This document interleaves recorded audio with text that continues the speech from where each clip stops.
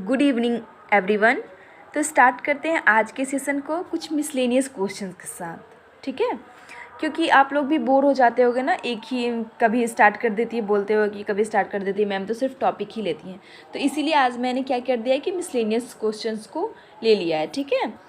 तो स्टार्ट करते हैं आज के सेशन को। उससे पहले मैं आपको एक इन्फॉर्मेशन दे देती हूँ कि अगर पीडीएफ चाहिए तो आप लोग प्लीज़ टेलीग्राम ज्वाइन कीजिए और वहाँ से आप लोग पीडीएफ ले सकते हो, ठीक है।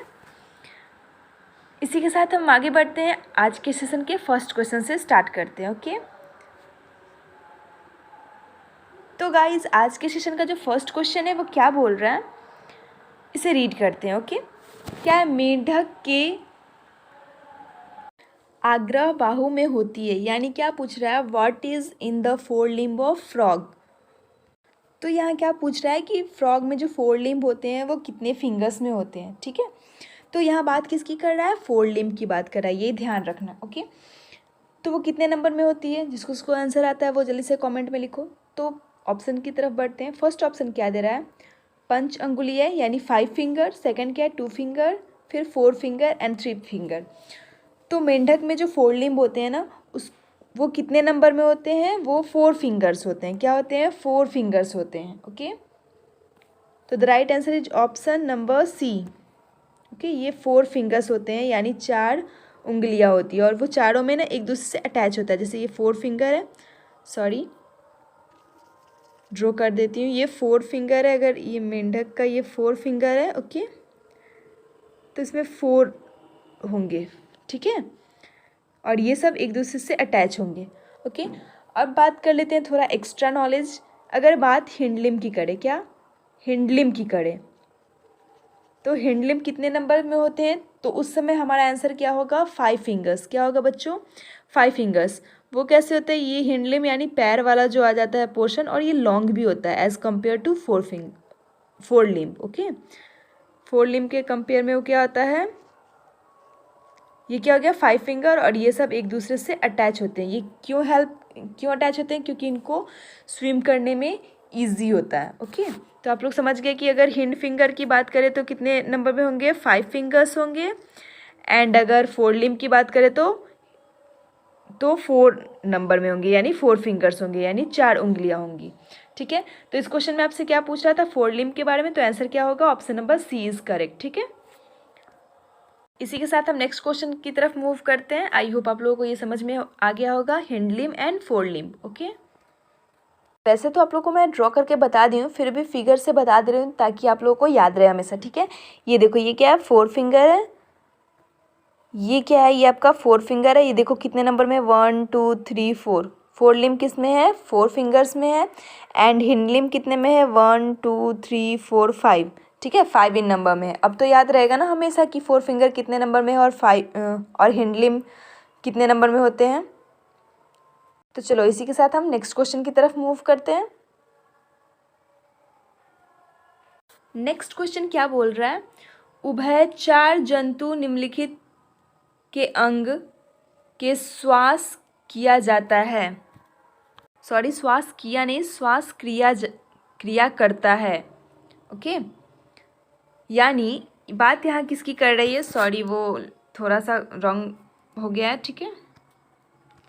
तो हम नेक्स्ट क्वेश्चन की तरफ मूव करते हैं। हमारा अगला प्रश्न क्या है, उभयचर जंतु निम्नलिखित अंग के श्वास क्रिया करते हैं, यानी एम्फीबियंस की बात कर रहा है। किसकी बात कर रहा है बच्चों, एम्फीबियंस की बात कर रहा है, ठीक है। एम्फीबियंस में जो ब्रेथिंग होता है, ठीक है ना, वो कैसे कैसे होता है, ठीक है। तो यही देखना है कि कैसे कैसे होता है। तो चलो ऑप्शंस की तरफ मूव करते हैं। ऑप्शन क्या है, फेफड़े से यानी लंग से होता है, या फिर गलफड़े से, यहाँ पे स्पेलिंग मिस्टेक दिया हुआ है, ठीक है ना। गलफड़े को इंग्लिश में क्या बोलते हैं, गिल्स बोलते हैं। क्या गिल्स से होता है, या फिर त्वचा, या फिर स्किन से होता है, या फिर तीनों से होता है। तो यहाँ आपको यही बताना है कि एम्फीबियंस में जो ब्रीथिंग एक्टिविटी होता है वो किस किस ऑर्गन से होता है। तो आपको पता होना चाहिए कि बात यहाँ किसकी कर रहा है, एम्फीबियन की, ठीक है। तो एम्फीबियन में फेफड़े से भी होती है, गलफड़े से भी होती है और त्वचा से भी होती है। तो आंसर क्या होगा, right answer is option number D, यानी तीनों से, ओके। चलो एक एग्जांपल ले लेते हैं। अगर बात करें हम फ्रॉग की, तो फ्रॉग में लंग्स भी प्रेजेंट होता है और स्किन भी प्रेजेंट होता है, ठीक है। फिश में लंग्स भी प्रेजेंट होता है और गिल्स भी प्रेजेंट होता है, ठीक है। तो इस तरह वो क्या करते हैं, ब्रीथिंग करते हैं। पानी में रहते हैं तो गिल से, और फिर लैंड पे आ जाते हैं तो लंग्स यूज़ कर लेते हैं, ठीक है। मेंढक पानी में रहता है तो स्किन यूज़ करता है, स्किन से सांस लेता है, स्किन पे उसके पोर्स होते हैं छोटे छोटे, ओके। वो भी पोर्स क्या करते हैं, गैसेज एक्सचेंज का काम करते हैं, ठीक है। और लैंड पे आ जाता है तो लंग्स का यूज़ करने लगता है।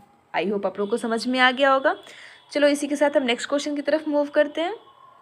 तो गाइज जो हमारा नेक्स्ट क्वेश्चन है वो क्या बोल रहा है, इंसुलिन हार्मोन निम्नलिखित परिवर्तन करता है, यानी इंसुलिन हार्मोन जो है वो क्या परिवर्तन करता है, ठीक है। तो सबसे पहले आप लोग ये जानो कि इंसुलिन जो हार्मोन है वो रिलीज़ कहाँ से होता है, ठीक है। तो ये सेक्रेट कहाँ से होता है बच्चों, ये सेक्रेट पैनक्रियाज से होता है। कहाँ से होता है, सबको पता होगा कि ये पैनक्रियाज से होता है। और पैनक्रियाज में भी बीटा सेल्स इसका जो है क्या करता है, सेक्रेशन करता है, ओके, बीटा सेल्स, ओके। और ये इसका फंक्शन क्या होता है, तो इसका फंक्शन एक तरह से आपसे पूछ रहा है, ठीक है। तो चलो ऑप्शंस की तरफ मूव करते हैं कि आपसे क्या पूछ रहा है इस क्वेश्चन में, कि इंसुलिन क्या चेंजेस करता है, यानी क्या परिवर्तित करता है। क्या शुगर को प्रोटीन में कन्वर्ट कर देता है, या फिर शुगर को ग्लाइकोजन में कन्वर्ट कर देता है, या फिर ग्लाइकोजन को शुगर में कन्वर्ट कर देता है, या फिर फैट को ग्लाइकोजन में कन्वर्ट कर देता है। तो आपको पता होगा अगर फंक्शन, तो इसका आंसर आप लोग कर सकते हो, ठीक है। तो क्या करता है इंसुलिन, शुगर को ग्लाइकोजन में कन्वर्ट कर देता है। क्या करता है गाइस, शुगर को ग्लाइकोजन में कन्वर्ट कर देता है, यानी शक्कर को ग्लाइकोजन में कन्वर्ट कर देता है, ओके। तो इसी से इसका फंक्शन का पता चल रहा है ना कि ये क्या करता है, शुगर को ग्लाइकोजन में कन्वर्ट कर देता है और आपके ब्लड स्ट्रीम में ग्लूकोज यानी शुगर की मात्रा को क्या करता है, कंट्रोल में रखता है, ठीक है। आई होप आप लोग समझ गए होंगे कि क्या करता है, ब्लड स्ट्रीम में ग्लूकोज की मात्रा को कंट्रोल में रखता है। कहाँ पे, ब्लड स्ट्रीम में, ठीक है। तो इसी के साथ हम नेक्स्ट क्वेश्चन की तरफ मूव करते हैं। नेक्स्ट क्वेश्चन जो है वो आपका रिपीटेड क्वेश्चन है, रिपीट हो गया है, सेम क्वेश्चन है। आई होप आप लोग समझ गए होगे, ओके। नहीं समझे होगे तो आप फिर से बोल सकते हो, दोबारा मैं इसे फिर से समझा दूंगी। इस क्वेश्चन को स्किप करते हैं और नेक्स्ट क्वेश्चन की तरफ मूव करते हैं। नेक्स्ट क्वेश्चन क्या बोल रहा है, ग्रंथियों के द्वारा श्रावण निम्नलिखित श्रेणी के अंतर्गत आता है, यानी ग्रंथियों के द्वारा जो श्रावण होता है वो किस श्रेणी के अंतर्गत आता है, ओके। तो फर्स्ट ऑप्शन क्या बोल रहा है, ऐच्छिक क्रिया, सेकंड क्या बोल रहा है, रासायनिक क्रिया, थर्ड क्या बोल रहा है, श्रोता क्रिया, और डी ऑप्शन क्या है, ऊष्मा संबंधित क्रिया। तो ग्रंथियों द्वारा जो श्रावण होता है वो किसके अंडर में आता है, तो वो श्रोता क्रिया के अंडर में आता है, ओके। किसके अंडर में, श्रोता क्रिया के अंडर में आता है। तो guys option C is correct, okay. Next question क्या है, तो उसे रीड करते हैं। मेंढक के पालिये, सॉरी यहाँ पालिये नहीं होगा, ओके, मिस्टेक है, यहाँ पे क्या होगा, कपालिये, ओके। कपालीय तंत्रिकाओं की संख्या होती है, यानी मेंढक में कपालीय तंत्रिकाओं की संख्या आपसे पूछ रहा है। ऑप्शंस में क्या दिए गए हैं, 12 जोड़ी, 10 जोड़ी, 8 जोड़ी, 9 जोड़ी, ठीक है। पहली बात ये जोड़ी में पूछ रहा है, ये भी ध्यान में रखिएगा, ठीक है।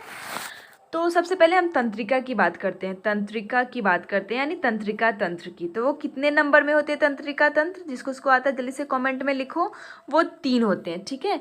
एक होता है केंद्रीय, एक क्या होता है, केंद्रीय तंत्रिका तंत्र, दूसरा क्या होता है, परिधेय तंत्रिका तंत्र, और तीसरा क्या होता है, स्वायत्त तंत्रिका तंत्र, ओके।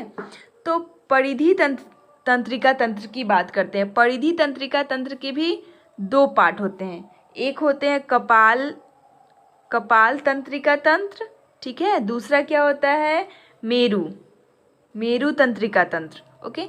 तो यही आपसे पूछ रहा है, कपाल के बारे में पूछ रहा था, ठीक है।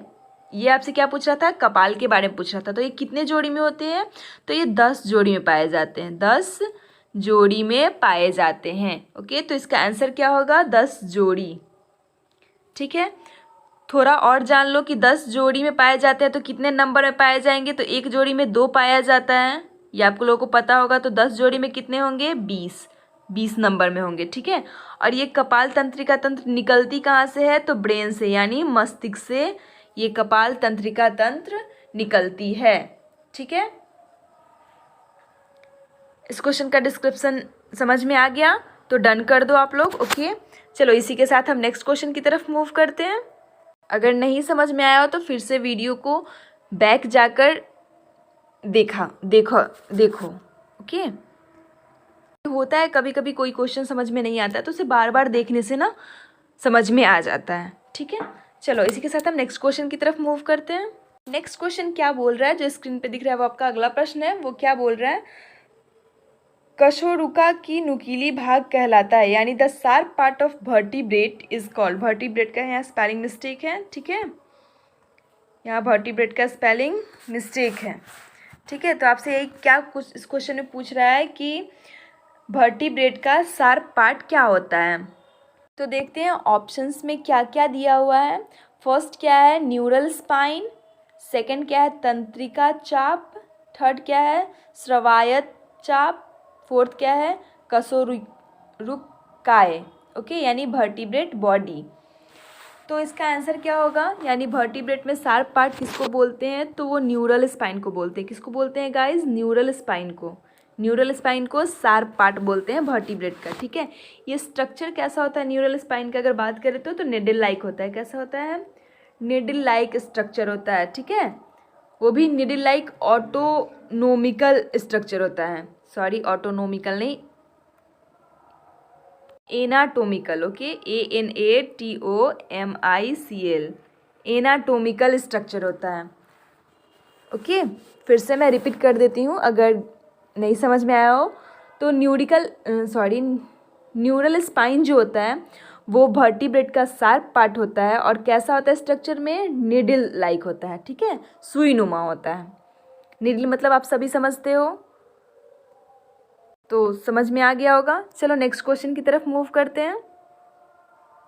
नेक्स्ट क्वेश्चन क्या बोल रहा है, मनुष्य के शरीर में पानी का प्रतिशत होता है, यानी what is the percentage of water in the human body. Human body में वाटर का परसेंटेज पूछ रहा है। ठीक है, तो कितने होते हैं इसका आप लोग आंसर करो। ठीक है, जल्दी से बता दो कि यहाँ से आपसे ये भी याद रखना कि एवरेज पूछ रहा है। ठीक है, कितना पूछ रहा है, एवरेज पूछ रहा है। तो कितना होगा, कितने परसेंट में होता है, 60% में होता है। कितने परसेंट में होता है गाइस, 60% में। ओके,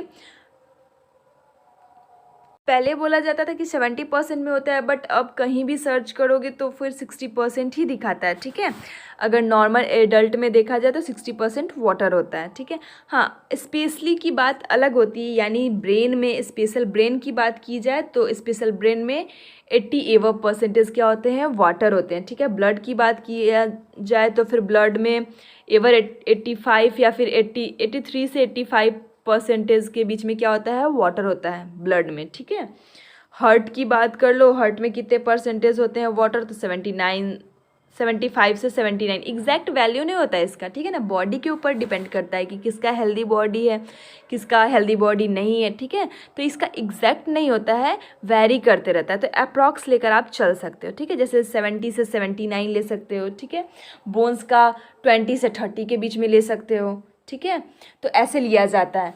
तो इस क्वेश्चन का आंसर क्या होगा, ऑप्शन बी, 60% होते हैं एक ह्यूमन बॉडी में वाटर के परसेंटेज। ठीक है, चलो अगले प्रश्न की तरफ मूव करते हैं। नेक्स्ट क्वेश्चन क्या बोल रहा है, किसमें कार्बोहाइड्रेट नहीं होता है, यानी 4 ऑप्शंस दिए गए हैं और आपसे पूछ रहा है कि इन चारों में से किसमें कार्बोहाइड्रेट नहीं पाए जाते हैं। क्या आलू में कार्बोहाइड्रेट नहीं पाए जाते हैं, बिल्कुल पाए जाते हैं। ओके, लगभग 34.8 ग्राम के करीब, अप्रॉक्स याद रखना, मैंने क्या बोला, लगभग, ये याद रखना। ठीक है, नहीं तो बस आप लोग कहीं 35 दे दिया है तो बस एकदम बोलो कि मैम ने गलत बताया, 34.8 बताया था। ठीक है, तो लगभग याद रखना, 34.8 ग्राम के बराबर होता है। मक्का मेज़ में कितना होता है, तो लगभग 41 ग्राम के बराबर क्या होता है, कार्बोहाइड्रेट होता है। और केले में साइज़ के ऊपर डिपेंड करता है। ठीक है ना, 9 तो साइज़ के ऊपर डिपेंड करता है, तो ले लो आप 15 से 35 या फिर 40 ग्राम। ठीक है, और मटर, पी में कार्बोहाइड्रेट नहीं पाया जाता है, पी में कार्बोहाइड्रेट नहीं पाया जाता है, तो इसका आंसर क्या होगा, डी, यानी पी, मटर में कार्बोहाइड्रेट नहीं पाया जाता है। नेक्स्ट क्वेश्चन रिपीटेड क्वेश्चन है, इसका आंसर आप लोग जल्दी से कर दो।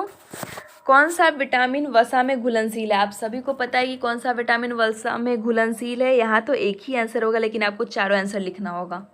जल्दी से आप लोग कमेंट में लिखो तो कि चार जो है जो फैट सॉल्युबल है कौन कौन से हैं, लिख दो जल्दी से ऑप्शंस में। चलो तब तक, जब तक मैं ये ऑप्शन पढ़ रही हूँ तब तक आप लिख दो, चारों का नाम लिख दो, चारों विटामिन का नाम। Vitamin B1, vitamin C, vitamin A, vitamin B। तो कौन से होते हैं फैट सॉल्युबल? आप सभी को पता है कि विटामिन A जो होते हैं वो फैट सॉल्युबल होते हैं।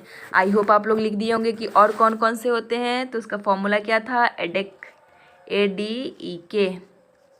ये चारों विटामिन क्या होते हैं? फैट सॉल्युबल होते हैं। क्या होते हैं बच्चों? फैट सॉल्युबल होते हैं। सॉरी, B नहीं, यहाँ D है। ओके, नेक्स्ट क्वेश्चन क्या बोल रहा है? इसमें पुष्प होते हैं, यानी चार ऑप्शंस दिए गए हैं और आपसे पूछ रहा है कि किसमें फ्लावर पाए जाते हैं। क्या वीट में फ्लावर होते हैं, या फिर फ्रूटफुल में होते हैं, या फिर रिक्साई में होते हैं, या फिर एक कलर में होते हैं? तो गेहूं में क्या होते हैं? फ्लावर पाए जाते हैं। गेहूं में फ्लावर पाए जाते हैं। ओके, इसका आंसर आप सभी को पता हो क्योंकि ये रिपीटेड क्वेश्चन है। चलो तो मैं आज आप लोगों को ना गेहूं के फ्लावर दिखाती हूँ कि ये जो दिख रहा है वो गेहूं का फ्लावर है। ठीक है, इसमें देख लो, इसे एंथर बोलते हैं, फिलामेंट इसे बोल रहे हैं, स्टिग्मा देख लो, स्टिग्मा देखो जहाँ पॉलन ग्रेन्स चिपकता है। ठीक है, लेमिला है, ठीक है, ओवरी है, रैचिस है, नोट्स है। तो आई होप आप लोग देख लिए हो कि ये क्या है? गेहूं यानी वीट का फ्लावर है। ठीक है, फ्लावर को वीट के फ्लोरेट भी बोलते हैं, FLORET। ठीक है, तो इसमें कन्फ्यूज़न नहीं होना है। आई होप आप लोग देख लिए होंगे। तो इसी के साथ हम नेक्स्ट क्वेश्चन की तरफ मूव करते हैं। नेक्स्ट क्वेश्चन क्या बोल रहा है? रंग शैवाल में सामान्य रूप में पाया जाता है। इस क्वेश्चन का आंसर सबको आता होगा क्योंकि एल्गी के बारे में तो मैं शायद याद करवा दी हूँ सबको। ओके, तो यहाँ आपसे क्या पूछ रहा है कि एल्गी में कॉमनली कौन से कलर पाए जाते हैं। ओके, वैसे तो आपने रेड एल्गी भी सुना है, ठीक है, ब्राउन एल्गी भी सुना है, बट कॉमनली कौन से कलर पाए जाते हैं। ओके, तो ऑप्शंस की तरफ मूव करते हैं। ऑप्शंस क्या दे रहा है? सफ़ेद, हरा नीला और नीला। तो इसका आंसर जल्दी से करो।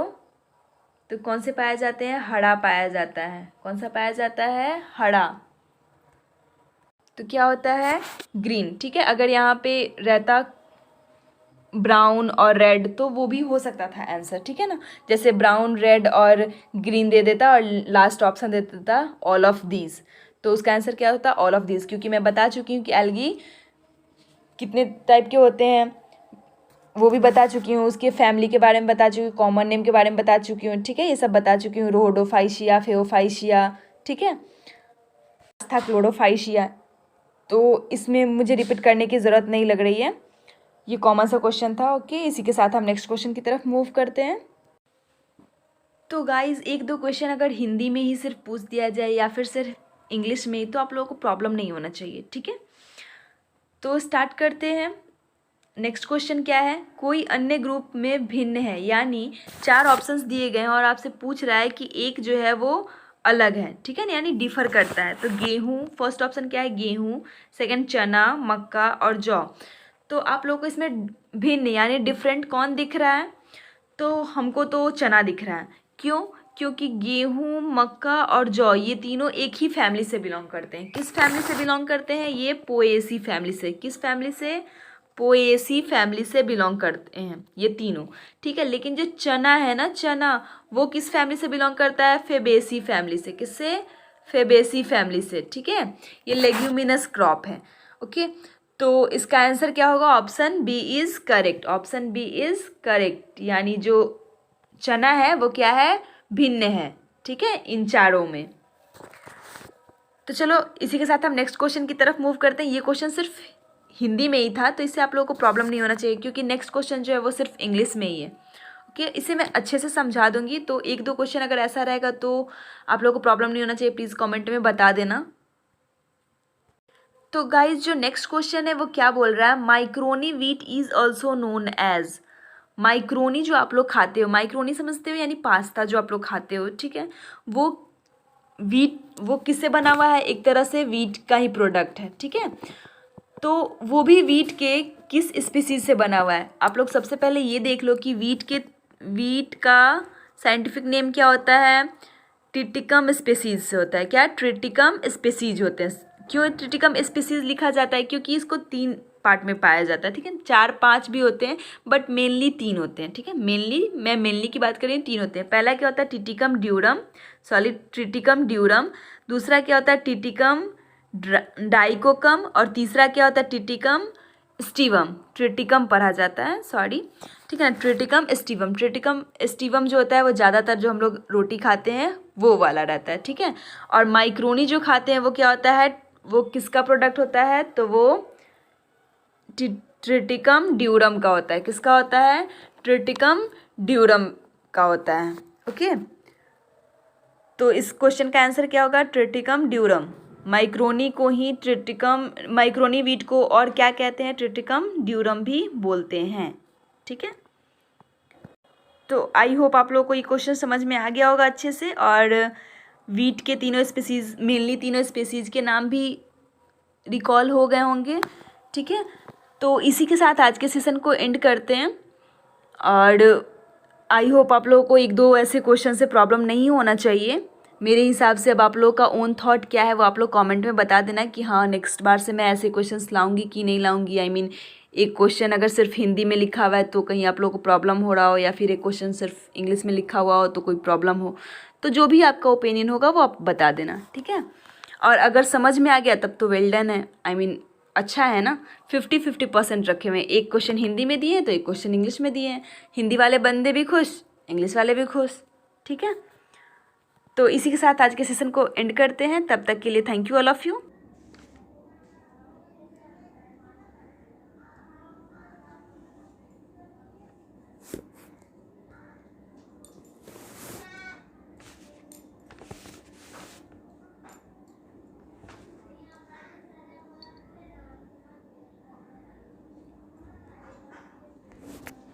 चलिए तो आगे बढ़ते हैं अपने अगले प्रश्न के साथ। आपका पहला प्रश्न है, कांसे में कौन सी धातु 50% से अधिक मात्रा में होती है? बताइए कि कांसे में जो है कौन सी धातु 50% से अधिक मात्रा में होती है। पहला आपका तांबा है, सीसा है, टीन है, या इनमें से कोई नहीं। बताइए फटाफट से कि कौन सी धातु जो है इसमें 50% से अधिक मात्रा में पाई जाती है। बताइए बच्चों, क्या हो जाएगा? तांबा हो जाएगा, सीसा हो जाएगा, टीन हो जाएगा, क्या हो जाएगा आपका? तो जो भी बच्चे ऑप्शन नंबर 1 कर रहे हैं उनका बिल्कुल सही। इसमें जो तांबा होता है वो 50% से अधिक मात्रा में पाया जाता है कांसे के बनी हुई धातु में, ठीक है। चलिए अगले प्रश्न की ओर बढ़ते हैं। आपका अगला प्रश्न है, एक व्यक्ति अपने चेहरे के समीप रखे दर्पण में स्वयं को देखता है। वह अपने चेहरे का प्रतिबिंब सीधा और आवर्धित पाता है, तब दर्पण अवश्य होना चाहिए। तो वो दर्पण कौन सा होगा वो आपको बताना है। बताइए समतल दर्पण होगा, उत्तल दर्पण होगा, अवतल दर्पण होगा, या सम उत्तल दर्पण होगा? बताइए फटाफट से क्या हो जाएगा आपका? समतल दर्पण होगा, उत्तल दर्पण होगा, अवतल दर्पण होगा, या सम उत्तल दर्पण होगा? फटाफट से बताइए कि प्रश्न में क्या बोला है कि यदि एक व्यक्ति अपने चेहरे के समीप रखे दर्पण में स्वयं को देखता है तो वह अपने चेहरे का प्रतिबिंब सीधा और आवर्धित पाता है, तब दर्पण अवश्य होना चाहिए। तो दर्पण कैसा होगा ये आपको बताना है। तो दर्पण क्या होगा? जो भी बच्चे ऑप्शन नंबर सी कर रहे हैं उनका बिल्कुल सही है। क्या हो जाएगा आपका? अवतल दर्पण, ठीक है। क्या हो जाएगा? अवतल दर्पण हो जाएगा इसका सही आंसर, ठीक है। चलिए अगले प्रश्न की ओर बढ़ते हैं। अगला प्रश्न है आपका, मनुष्य कितनी आवाज़ वाली आवृत्ति को सुन सकता है? बताइए मनुष्य कितनी आवाज़ वाली आवृत्ति को सुन सकता है? फटाफट से बताइए कि मनुष्य की जो सुनने की आवृत्ति होती है वो कितना होता है। तो वो हो जाएगा आपका ऑप्शन नंबर ये है आपका 2000 एडजेड, फिर 30 to 40 एडजेड, या फिर 20 to 20,000 एडजेड, या 40,000 एडजेड। बताइए कितनी आवृत्ति तक आवाज़ सुन सकता है। तो ये क्या हो जाएगा? ऑप्शन नंबर सी आपका बिल्कुल सही है। 20 से 20,000 एडजेड तक की आवृत्ति को मनुष्य क्या करता है? सुन सकता है, ठीक है। ठीक है बच्चों, तो चलिए अगले प्रश्न की ओर बढ़ते हैं। आपका अगला प्रश्न है, चलिए अगला प्रश्न है आपका, मूत्र प्रायः कौन से विटामिन से उत्सर्जित होता है, यानी कि मतलब कि मूत्र में कौन सा विटामिन जो है वो उत्सर्जित होता है, ये आपको बताना है। बताइए फटाफट से। सबसे पहले तो मूत्र क्या है आपका, वाटर ही है जो बॉडी से डिस्चार्ज होता है, और वाटर सोल्यूबल विटामिन कौन कौन सा है, तो उसके अकॉर्डिंग आप बता सकते हैं कि क्या होगा। ठीक है,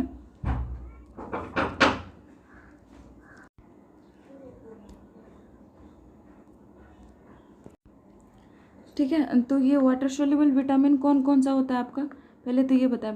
विटामिन ए है, विटामिन बी है, विटामिन सी है, विटामिन बी और सी दोनों है।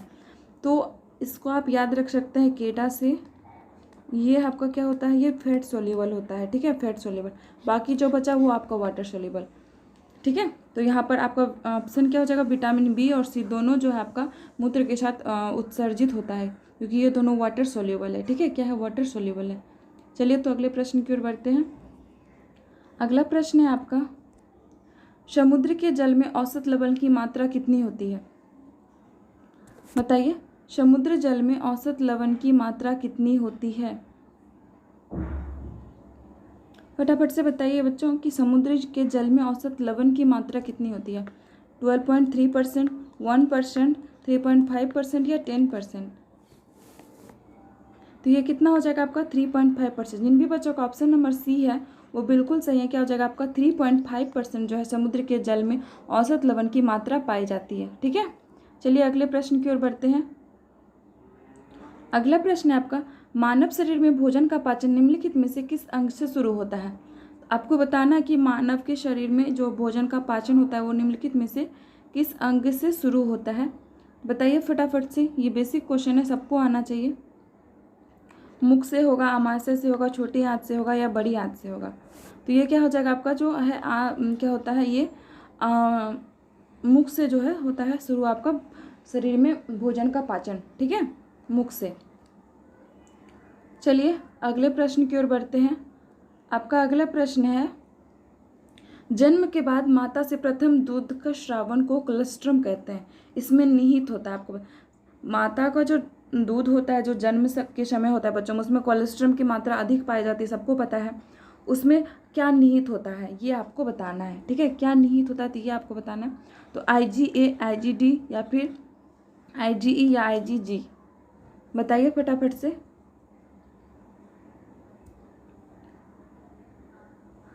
जन्म के बाद माता से प्रथम दूध श्रावण में को कोलेस्ट्रम कहते हैं, इनमें क्या निहित होता है। तो जो भी बच्चे ऑप्शन नंबर ए कर रहे हैं उनका बिल्कुल सही है। क्या हो जाएगा, दुग्ध श्रावण। ठीक है, दुग्ध श्रावण में क्या होता है, IgA की मात्रा अधिक होती है। ठीक है बच्चों, चलिए अगले प्रश्न की ओर बढ़ते हैं। अगला प्रश्न है आपका, समीर बस द्वारा स्कूल से घर से स्कूल जाने के क्रम में औसत चाल को 20 किलोमीटर प्रति घंटा पाता है, और उसी रास्ते से बस द्वारा घर लौटने के समय में औसत चाल 30 किलोमीटर प्रति घंटा पाता है। तो समीर की पूरी यात्रा में बस की औसत चाल क्या है ये बताइए। ठीक है, तो क्या हो जाएगा, 24 किलोमीटर प्रति घंटा, 46 किलोमीटर प्रति घंटा, 50 किलोमीटर प्रति घंटा या 20 किलोमीटर प्रति घंटा। तो सबको पता है कि औसत चाल कैसे निकालते हैं हम। देखिए पहले कि वो यहाँ से जा रहा है। ठीक है, ये दो बिंदु है इसके, घर और स्कूल। ठीक है, घर और स्कूल। यहाँ से वो क्या 20 किलोमीटर प्रति घंटा की चाल से गया और यहाँ 30 किलोमीटर प्रति घंटा की चाल से वापस आया। ठीक, इसमें औसत चाल कैसे निकालते हैं हम लोग, देखिए औसत चाल का फॉर्मूला क्या होता है पता है ना, कि टोटल डिस्टेंस ट्रेवल और टोटल टाइम टेकन होता है। ठीक है, एवरेज बराबर फॉर्मूला लिख लीजिए, टोटल डिस्टेंस अपॉन में टोटल टाइम टेकन। ठीक है, तो टोटल डिस्टेंस कितना है, अब ये तो आपका क्या है, स्पीड दिया हुआ है, इससे हम क्या करेंगे, टोटल डिस्टेंस निकाल सकते हैं। ठीक है, तो इस दोनों का पहले एलसीएम लेंगे। ठीक है, 30 और 20 का एलसीएम कितना होगा आपका 60 होगा। ठीक है, और 60 के दो दूरी तय कर रहा है। ठीक है, एक इधर से एक इधर से। ठीक है, तो ये 60 प्लस में 60 हो जाएगा।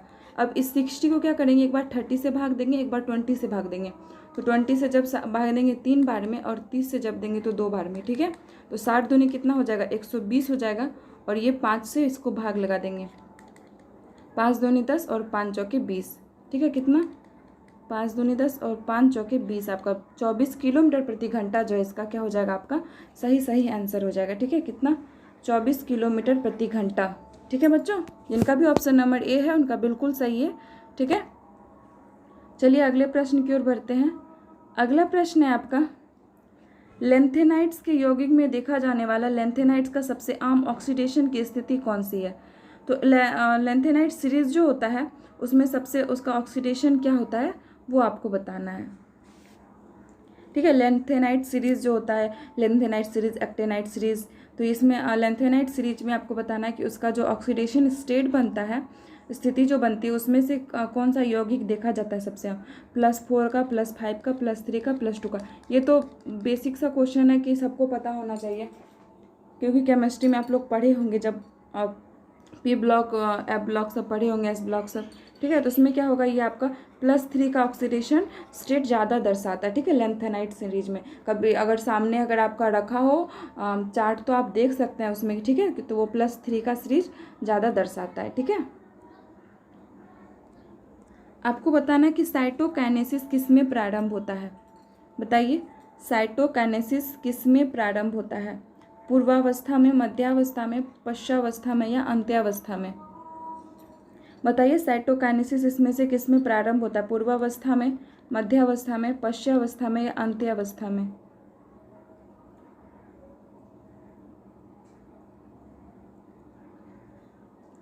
तो ये क्या हो जाएगा आपका पश्चावस्था। ठीक है, जिन भी बच्चों का ऑप्शन नंबर सी है उनका बिल्कुल सही है। क्या हो जाएगा, ये आपका पश्चावस्था हो जाएगा। ठीक है, क्या हो जाएगा, पश्चावस्था। चलिए अगले प्रश्न की ओर बढ़ते हैं। अगला प्रश्न है आपका, कांच पर लिखने के लिए अम्ल का प्रयोग किया जाता है, तो कौन सा अम्ल का प्रयोग किया जाता है ये बताना है। सल्फ्यूरिक अम्ल का, हाइड्रोजन फ्लोराइड अम्ल का, या नाइट्रिक अम्ल का, या हाइड्रोजन क्लोराइड का। बताइए कि कांच पर लिखने के लिए किस अम्ल का प्रयोग किया जाता है। फटाफट से बताइए बच्चों कि कांच पर लिखने के लिए किस अम्ल का प्रयोग किया जाता है। तो ये आपका हाइड्रोजन फ्लोराइड अम्ल का प्रयोग किया जाता है। ठीक है, जिनका भी ऑप्शन नंबर बी है का बिल्कुल सही क्या हो जाएगा, ये हाइड्रोजन फ्लोराइड अम्ल का प्रयोग किया जाता है कांच पर लिखने के लिए। ठीक है, चलिए अगले प्रश्न की ओर बढ़ते हैं। अगला प्रश्न है आपका, स्टार्च को माल्टोज में परिवर्तित करने वाला एंजाइम है। स्टार्च को जो है कौन माल्टोज में परिवर्तित कर देता है वो बताना है। इन्वेंटेज, जाइमेज या डायस्टेज या मॉलिएज। बताइए कि स्टार्च को माल्टोज में परिवर्तित करने वाला एंजाइम कौन सा है।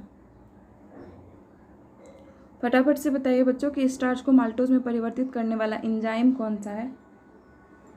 तो ये आपका है इन्वेंटेज। ठीक है, इन्वेंटेज एंजाइम जो है ये स्टार्च को माल्टोज में परिवर्तित कर देता है। ठीक है, जिन भी बच्चों का ऑप्शन नंबर ए है बिल्कुल सही है।